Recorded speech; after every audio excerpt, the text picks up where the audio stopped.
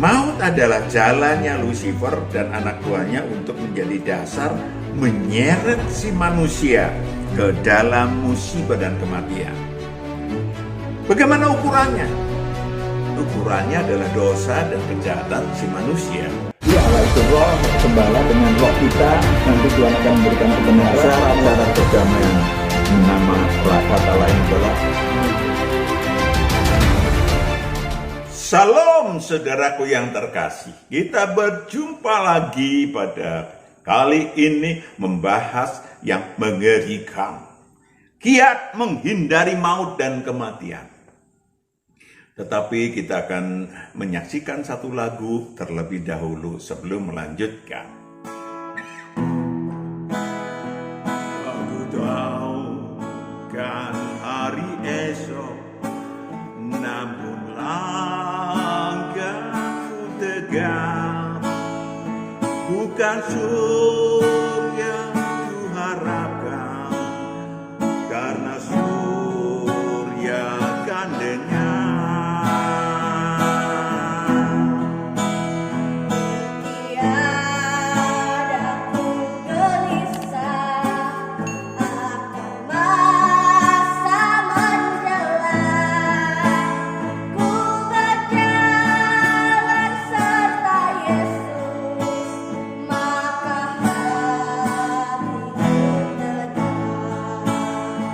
Banyak hal tak ku mengerti akan masa yang datang. Tapi satu hal ku tahu, semua Tuhan yang pegang.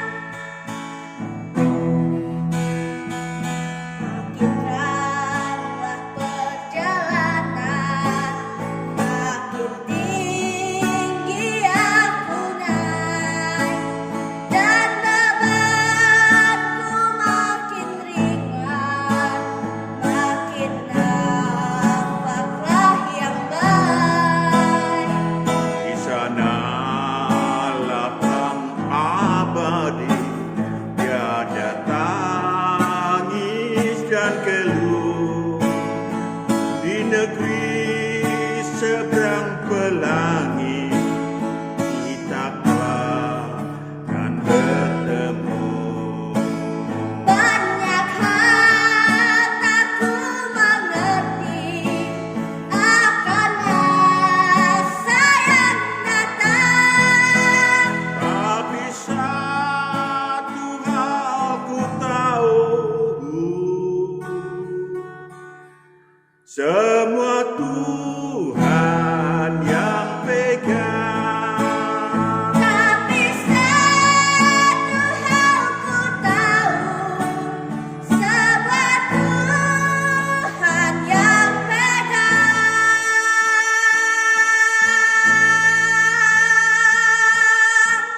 Kiat menghindari maut dan kematian. Bisakah? Bisa. Maut dan kematian mengincar setiap manusia di mana saja, kapan saja, dengan cara apa saja. Amin. Seakan itu merupakan takdir. Benarkah tak dapat dihindarkan? Mari kita bahas, saudaraku. Saudaraku yang kekasih, siapa sih sebenarnya yang dapat membuat seorang manusia itu mati? Bisa Tuhan, bisa hukum sebab akibat karena saudara makan racun, minum racun, maka mati. Bisa karena iblis atau sang maut dan pembawa maut. Wahyu 6 ayat 7 sampai 8. Wahyu 6 ayat 7. Dan ketika anak domba itu membuka meterai yang keempat, aku mendengar suara makhluk yang keempat berkata, "Mari." Ayat 8. Dan aku melihat sesungguhnya ada seekor kuda hijau kuning. Ada seekor kuda hijau kuning. Dan orang yang menungganginya bernama Maut, dan kerajaan maut mengikutinya. Maut dan kerajaan maut mengikutinya. Dan kepada mereka diberikan kuasa atas 1/4 dari bumi 1/4 dari bumi untuk membunuh dengan pedang dan dengan kelaparan dan sampar penyakit dan dengan binatang-binatang buas yang di bumi. iya, binatang buas jangan pikir saudara hanya harimau, singa, binatang buas yang tidak terlihat. Kita sedang mengalami, bukan? COVID-19 contohnya. Saudaraku yang kekasih, seperti yang telah kita ketahui melalui YouTube tentang YouTube Ilahi yang berjudul Makhluk-Makhluk Utusan beberapa waktu yang lalu, bahwa Allah melemparkan Lucifer ke bumi ini. Dan Lucifer mendirikan kerajaan dunia beserta staf-stafnya dengan aneka statusnya bersama di dalam pemerintahannya. Itulah yang sesungguhnya diperbolehkan oleh Allah. Ya, perhatikan baik-baik. Itulah yang sesungguhnya yang diperbolehkan oleh Allah. Tentu saja sepak terjang iblis dibatasi dengan hukum dosa dan hukum maut, saudaraku yang kekasih.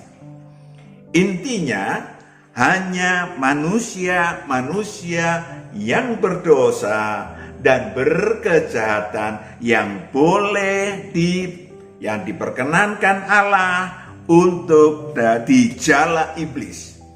Untuk dijala iblis dan dimasukkan ke dalam karung yang namanya maut dan penjara namanya kerajaan maut. Penjara roh. Saudaraku yang kekasih, jika si manusia melanggar hukum dosa dan hukum maut, maka iblis punya hak untuk menyikat si manusia dengan nasib buruk dan rohnya masuk ke dalam kerajaan maut. Sebaliknya, jika si iblis melanggar hukum dosa dan hukum maut, contohnya adalah membunuh manusia yang tidak berdosa, seperti pada pembunuhan manusia Yesus 2000 tahun yang lalu, maka iblis pun terkena hukuman, masuk ke dalam jurang maut, dipenjara, diseksa di jurang maut selama 1000 tahun waktu ilahi. Saudaraku yang kekasih, itu yang terjadi. Ya, itu yang terjadi. Demikianlah Lucifer memiliki hak membunuh.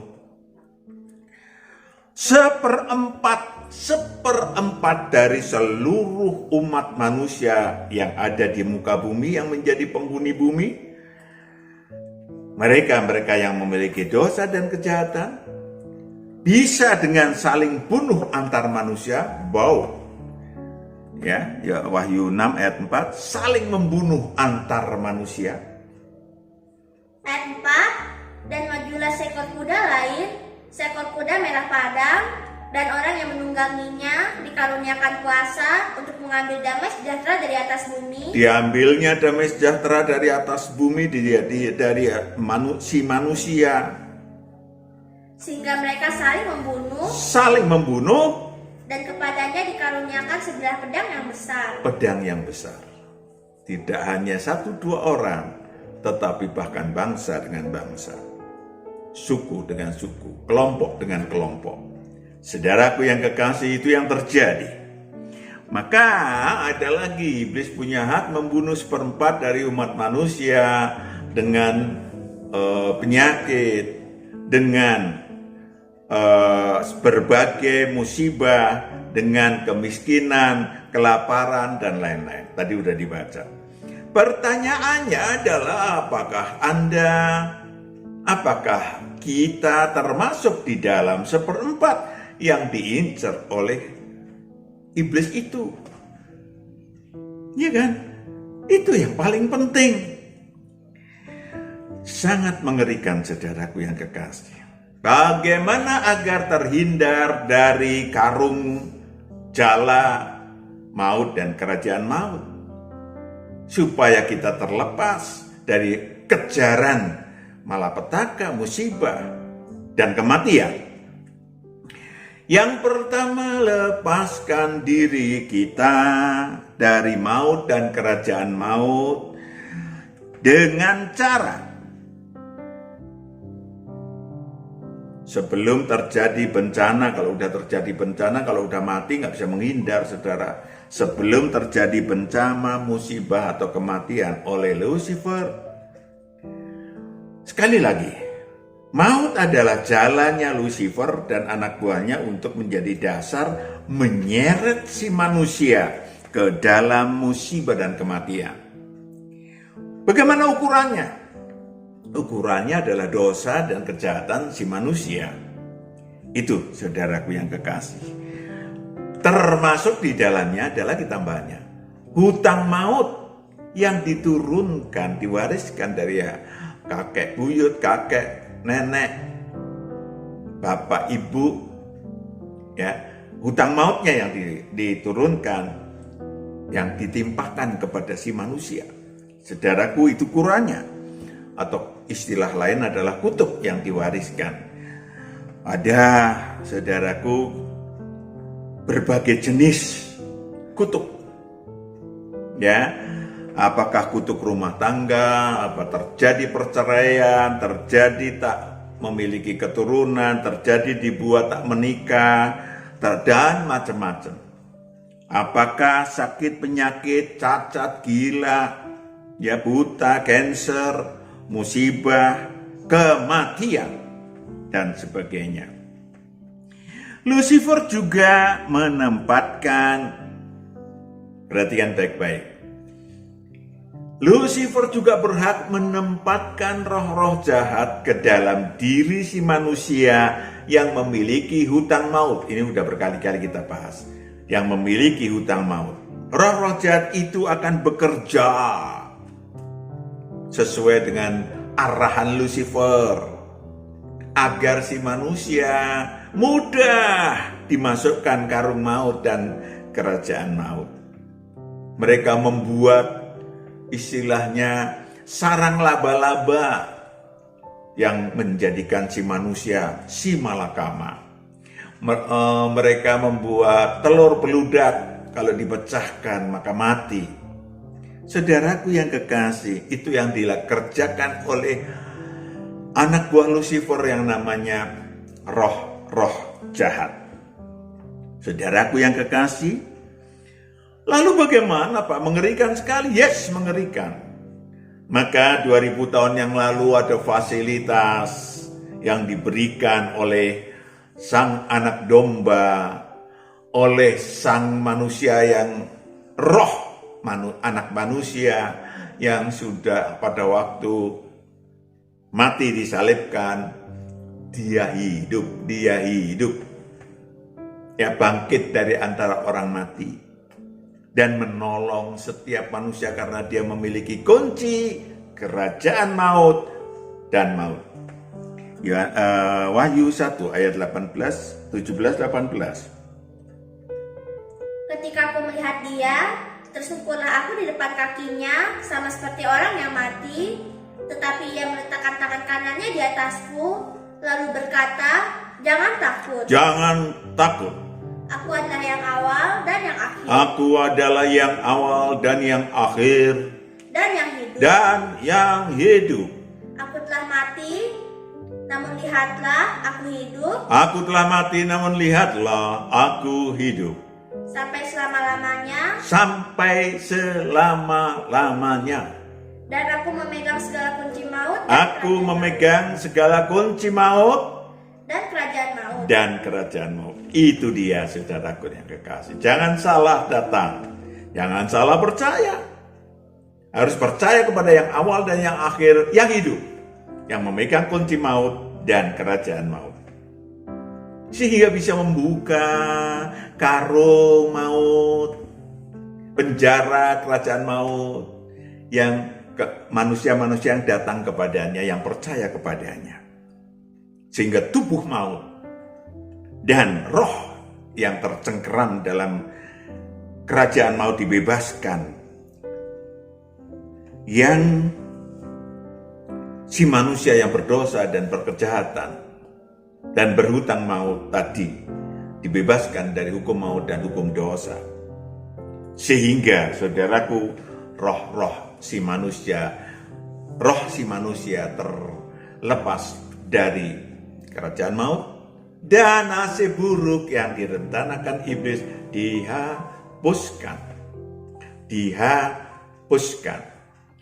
Saudaraku yang kekasih, itulah langkah si manusia yang pengen terlepas dari kejaran maut dan kerajaan maut.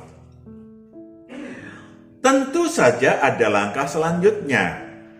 Itu baru langkah awal, saudaraku yang kekasih. Surat hutang saudara dihapuskan, kemudian roh-roh jahat diusir dari diri saudara, dan saudaraku terlepas. Masuk dan tinggal dalam kerajaan Allah yang kedua. Masuk dan tinggal dalam kerajaan Allah. Saudaraku yang kekasih, saya perlu sampaikan berkali-kali bahwa ada tempat yang paling aman di muka bumi, yang terlepas dari dan terhindar dari ancaman maut dan kerajaan maut oleh Lucifer, yakni kerajaan Allah yang sudah disediakan oleh Tuhan sejak 2000 tahun yang lalu, sekitar 2000 tahun yang lalu. Matius 3 ayat 1-2. Pada waktu itu, tampillah Yohanes Pembaptis di padang gurun Yudea dan memberitakan, bertobatlah. Sebab kerajaan surga sudah dekat. Sesungguhnya, dialah yang dimaksudkan Nabi Yesaya ketika ia berkata, ada suara orang yang berseru-seru di padang gurun, persiapkan jalan untuk Tuhan, luruskan jalan baginya. Matius 12 ayat 28, perhatikan baik-baik. Matius 12 ayat 28. Tetapi jika aku mengusir setan dengan kuasa roh Allah, maka sesungguhnya kerajaan Allah sudah datang kepadamu. Sudah datang kepadamu tatkala roh-roh jahat diusir dari diri si manusia. Amin. Kerajaan Allah sudah datang. Apakah Anda mau memasuki itu? Masalahnya masih ada syarat lagi selain lahir kembali. Tadi itu bagian 1 lahir kembali istilahnya. Saudaraku yang kekasih, yakni saudara harus menyangkal diri, membuang seluruh absintus, membuang seluruh kenajisan, membuang seluruh karakter-karakter buruk di dalam diri kita. Ya kan? Dan Lukas 9 ayat 23a. Lukas 9 ayat 23a, katanya kepada mereka semua, setiap orang yang mau mengikut aku dibawa ke dalam kerajaan Allah, ia harus menyangkal dirinya. Dan selanjutnya apa? Memikul salibnya setiap hari, yakni menaikkan mutu roh, menaikkan mutu tubuh dan jiwanya supaya naik. Supaya apa yang disebut sebagai tumitnya tidak lagi digigit iblis. Ya, istilahnya demikian. Saudaraku yang kekasih, alias apa? Ingat, melakukan aktivitas ilahi atau melakukan aktivitas roh kita, sehingga roh-roh jahat yang pernah tinggal dalam diri kita, diri saudara, tidak kembali lagi. Karena apa? Mereka akan kembali lagi roh-roh jahat itu kalau diri kita kosong dari kerja ilahi atau kosong dari aktivitas ilahi. Kemudian masuk ke dalam kerajaan Allah. Kemudian masuk ke dalam kerajaan Allah. Sekali lagi harus difahami saudaraku bahwa berada di dalam kerajaan Allah tidak boleh diam saja. Harus memakai pakaian pesta dan aktif ilahi. Pakaian pesta adalah membuang seluruh pakaian bobrok yang ada dalam diri kita, yaitu absintus, kenajisan dan karakter buruk tadi. Saudaraku yang kekasih, kita di dalam kerajaan Allah harus namanya berproduktif ilahi, mengejar menjadi murid Tuhan, menjadikan seluruh bangsa murid Tuhan. Itu, saudaraku yang kekasih. Kalau tidak, maka Matius 12, 43, 45, iblis punya hak untuk memasukkan kembali anak buahnya, roh-roh jahat ke dalam diri si manusia, walaupun yang sudah lahir kembali.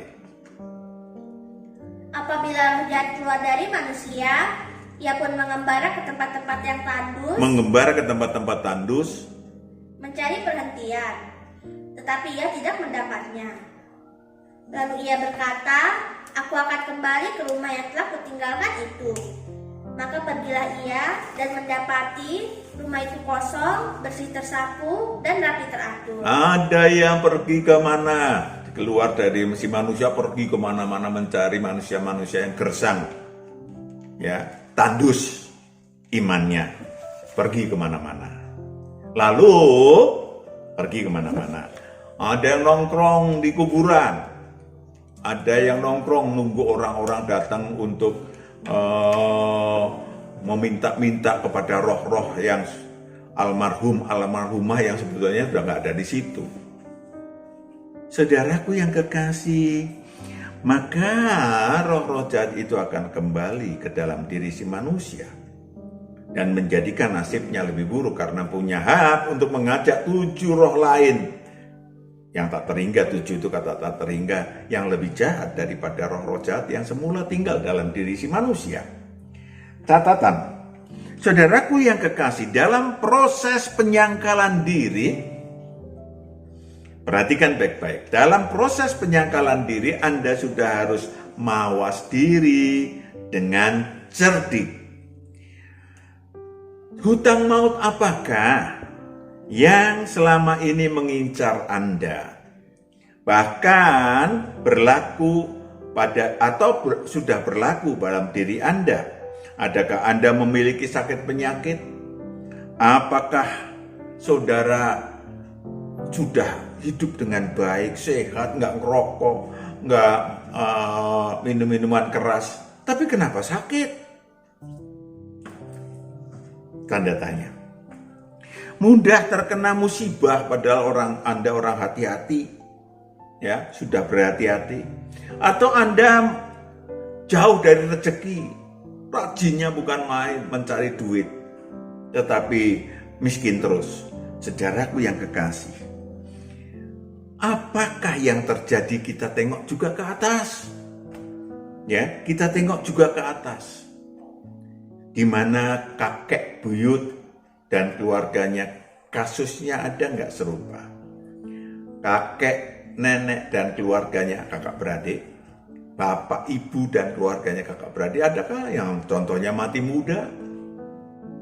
Pada waktu pelayanan lahir kembali memang Tuhan akan menunjukkan apa yang terjadi dalam dirinya. Ya, dalam pelayanan ada Tuhan membuka kebenaran yang ada dalam diri si manusia. Contohnya dalam pelayanan Pak Matius, si anak ini atau orang ini pernah mau bunuh diri. Iya Pak, betul Pak, saya waktu remaja Pak, patah hati Pak, ya, saya potong tangan saya, ya, cuman untung Pak nggak mati. Saudaraku yang kekasih, ada lagi pernah mau tenggelam Pak, saya betul Bapak kok bisa tahu? Nggak tahu saya. Tuhan memberitahukan supaya saudara sadar. mau bertobat total. Saudaraku yang kekasih, apa yang terjadi pada diri manusia harus dilepaskan. Anda pernah dendam? Oh enggak, Pak. Pernah dendam sama adik saudara? Oh iya, adik saya pernah sekolahin. Dari mulai SD sampai tamat kuliah. Nengok saya pun kagak. Itu yang terjadi. Jadi Anda meletakkan roh-roh jahat itu digenggam oleh saudara sampai kapan? Sampai mati. Saudaraku yang kekasih. Yang kedua, ingat bahwa melawan iblis dan roh-roh jahat yang pernah ada atau pernah tinggal dalam diri saudara adalah melawan roh-roh di udara yang kasat mata, yang tidak terlihat oleh panca indera, tidak dirasakan, sehingga senjata Anda adalah perlengkapan senjata Allah, ya, yang harus Anda asah dulu dalam kerajaan Allah bersama Kristus. Efesus 6 ayat 10. Efesus 6 ayat 10. Akhirnya, hendaklah kamu kuat di dalam Tuhan, di dalam kekuatan kuasanya. Ayat 11. Kenakanlah seluruh perlengkapan senjata Allah, supaya kamu dapat bertahan melawan tipu muslihat iblis. Karena perjuangan kita bukan melawan darah dan daging, tetapi melawan pemerintah-pemerintah, melawan penguasa-penguasa, melawan penghulu-penghulu dunia yang gelap ini, melawan roh-roh jahat di udara. Saudaraku yang kekasih, itu yang terjadi. Catatan yang terakhir ketiga adalah sejak dini, sejak kini, budidayakan roh Anda yang hidup, yang sudah dihidupkan Tuhan, agar menggapai kebenaran-kebenaran. Agar menggapai kebenaran-kebenaran. Saudaraku yang kekasih, Yohanes 4 ayat 23 sampai 24. Pakailah roh saudara yang hidup untuk menggapai Allah, sehingga Allah memberikan kepada saudara kebenaran. Itu. Ya, sekali lagi, roh saudara menyembah Allah dan Allah akan memberikan kepada saudara kebenaran. Itulah namanya menyembah dengan roh. Yohanes 4 ayat 23. Tetapi saatnya akan datang dan sudah tiba sekarang bahwa penyembah-penyembah benar akan menyembah Bapa dalam roh dan kebenaran, sebab Bapa menghendaki penyembah-penyembah demikian. Saudaraku yang kekasih, saya pernah belum lama seorang yang datang berkonsultasi dan sudah lama lahir baru tetapi tidak punya anak, sampai sudah 7 tahun datang mau minta cerai istrinya. Gak disentuh Pak selama 7 tahun, boro-boro punya anak. Saudaraku yang kekasih, di kemudian waktu kami berdoa. Setelah panjang lebar ngomong, kami berdoa. Setelah panjang lebar saya sampaikan, kami berdoa. Tuhan mengatakan bahwa ada dendam pada suaminya dengan seseorang, bla bla bla bla. Saudaraku yang kekasih, di situ sang suami menangis, menyadari, kemudian beranjak dalam hidupnya untuk mengampuni orang itu. Dendam itu lama sekali. Saudaraku yang kekasih, dan saya juga kaget saudara. Cuman 2 bulan kemudian mereka lapor, 2 bulan setelah konsultasi mereka lapor bahwa istrinya hamil.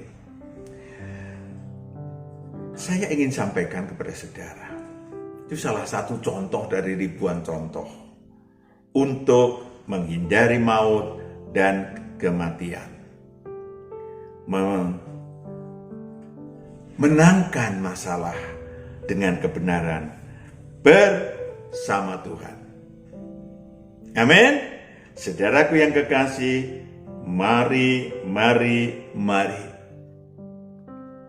sadari sejak kini dan dini, mumpung saudara mumpung kita belum fatal. Tuhan memberkati. Amin. Kita berdoa. Bapa di surga, hamba serahkan anak-anak-Mu dalam perlindungan Tuhan. Setelah mendengar kebenaran ini, Engkau yang ikut campur tangan menjaga anak-anak-Mu dari yang jahat. Engkau yang memberitahukan kepada anak-anak-Mu untuk datang kepadamu. Wahai Sang Awal dan Sang Akhir, pemegang kunci maut dan kerajaan maut, untuk melepaskan anak-anak-Mu yang belum dilepaskan dari kejaran maut dan kerajaan maut. Terima kasih Bapa, dalam nama Yesus Kristus. Matius PS berdoa. Haleluya. Amin. Tuhan berkati.